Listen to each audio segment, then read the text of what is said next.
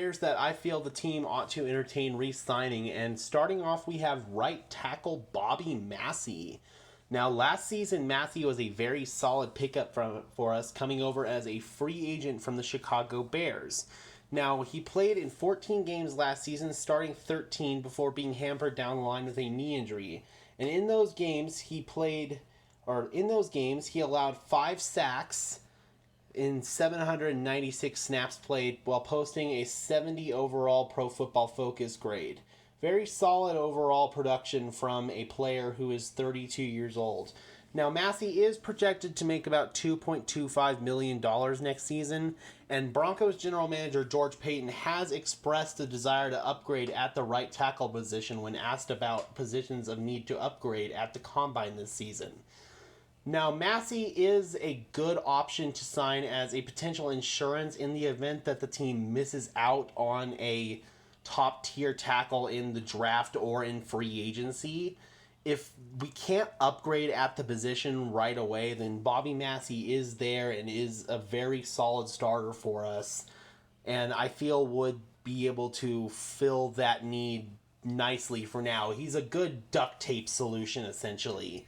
And hopefully, if we do miss out on a top-tier tackle, then we will draft someone down the line and potentially, if we hadn't already re-signed Massey, maybe bring him in down the line. His family has expressed their desire to keep their roots here in Colorado. I believe they have built a home and are looking to stay here in Colorado long term, so it's not like he'd be far away. And overall, I feel like Bobby Massey would just be a very good fit to re-sign with the team. Speaking of good fits, we have tight end Eric Saubert. Now, Saubert is primarily a blocking tight end for us in place of the two vertical threat tight ends that we have in Noah Fant and Albert Okwuegbunam. Now, Saubert did catch 8 passes for 47 yards last year, so not a very big threat in the passing game, but he was very solid as a blocker and when he got time for special teams last year. Saubert is projected to make about $1 million next year, according to Pro Football Focus. And honestly, I feel like that's a really good signing. And I would also entertain tight end in the draft. I feel like we need to get a true Y tight end, someone who can be both a vertical threat and a threat in the blocking game. Because, quite frankly, that's something we've lacked in Denver since, honestly, I want to say Julius Thomas. Noah Fant and Albert Okwuegbunam are good vertical threat tight ends, but they do not offer much in the blocking game. Speaking of someone who does offer something in the blocking game, however, we have tight end / fullback Andrew Beck. Now, Beck is somebody that has been around since 2019. We got him in a trade from the New England Patriots. He is a hybrid fullback tight end player who gets snaps at both positions. And for $950,000 projected, I feel like that's a very solid player to retain. And he brings excellent value on special teams. And new Broncos special teams coordinator Dwayne Stukes has preached that he wants players who can play at a high level. And frankly, high-level special teams play is something the Broncos have lacked these past few years. And one player who has brought that is Andrew Beck. So he's a player that I would definitely look to re-sign, as well as third-string quarterback Brett Rippon, who has been with the team a few years now.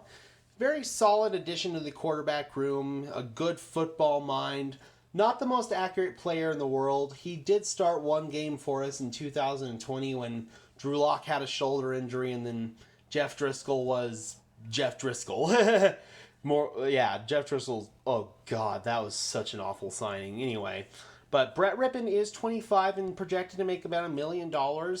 Solid third-string quarterback, a good addition to the quarterback room. Probably bring him in for camp and re-sign him to the practice squad like the team's done the past few years. I do figure that the team's going to bring in another body at quarterback. That's a different video, but Brett Rippon would definitely be a very solid addition to the quarterback room. Now, defensive players that I would look to re-sign, and here's a little bit more of an explanation behind my logic to move on from Alexander Johnson. That is re-signing guys in Josie Jewell and Kenny Young. Now, Jewell is a player who, like Johnson, is also coming off a season-ending pectoral injury. Jewell only played in 2 games, however, as compared to Johnson's 6. But in those 2 games, as well as in training camp last season, Josie Jewell was absolutely on fire. Every single day, he was making standout plays in camp. He had a really good preseason. Josie Jewell was a player who, frankly, was on the verge of a big breakout season, in my opinion, and he got robbed of it week 2 against the Jacksonville Jaguars with a torn pectoral muscle. Now, he is projected to earn $6 million next season, and he is 3 years younger than Alexander Johnson, which is why I feel like maybe re-signing Jewell is going to be the better move long term. He is a good player in the run defense and, frankly, in my opinion, underrated in coverage. He's not the greatest player in coverage, but I'm a person who's of the opinion that as long as you have a solid linebacker who can cover, you don't really need an elite coverage linebacker, especially in the day and age of NFL defenses that play a lot of nickel and dime. It's just not as necessary as it was several years ago. So for $6 million to re-sign Jewell and then another $2.5 million to re-sign Kenny Young, who again was a really solid player for us, mid-season pickup in a trade from the Los Angeles Rams. And if you pair those guys with Baron Browning and Justin Strnad, who both had solid moments last season, Browning more so than Strnad, but I feel like you have a very solid linebacking core, and if you were to bring someone in as maybe an undrafted free agent or an off-the-street cheap pickup later in the offseason, if they work out for you, great. But while Alexander Johnson's a very popular player, I feel like financially it makes a little more sense to re-sign Josie Jewell and Kenny Young. Following those two, we have edge rusher Stephen Weatherly, who we got in a midseason acquisition from the Minnesota Vikings last year. And frankly, we're a team who is starved of edge rush depth, and we need as many bodies as we can at edge. And Weatherly was decent for us, and for $1.5 million, a solid veteran player who has bounced around the league. He's been in Carolina, Minnesota, and I want to say Seattle.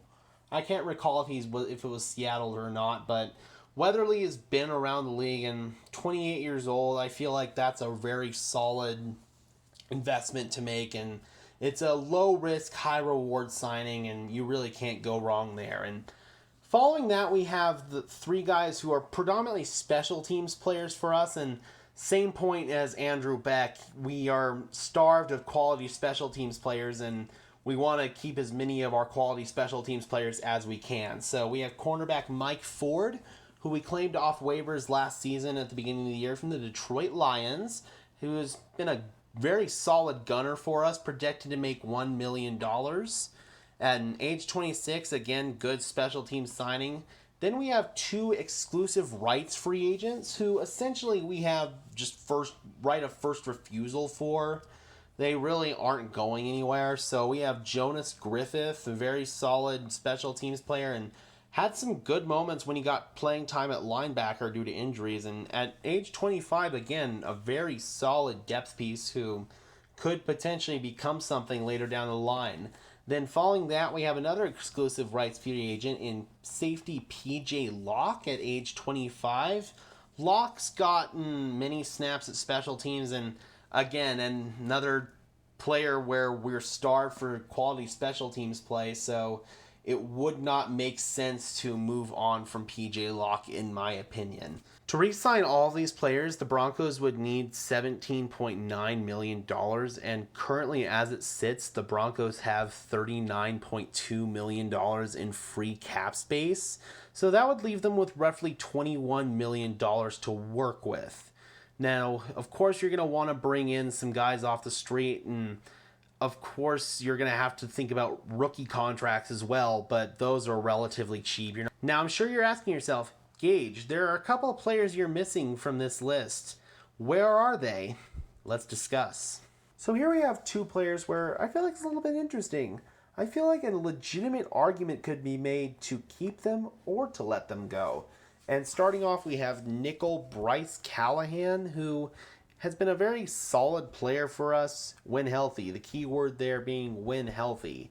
And he's a defender who is on the wrong side of 30, but he has been a solid player. The problem is he has only played in 21 games over the course of 3 seasons for us. That is an issue. Health has been a very big concern for Bryce Callahan, frankly, even before he got to Denver, dating back to his Chicago days. Pro Football Focus is projecting that he will make $5 million annually on the open market next year, and I feel like there's a part of me that feels like there's a little bit too much of an asking price there, but there's another part of me that feels like it would be hard to replace that production. But you are taking a gamble with his health. So let me know what you think in the comments below. Would you retain Bryce Callahan? And if so, how much would you offer him? Would you keep it around the $5 million range? Would you ask him to maybe take a little bit of a haircut off the top?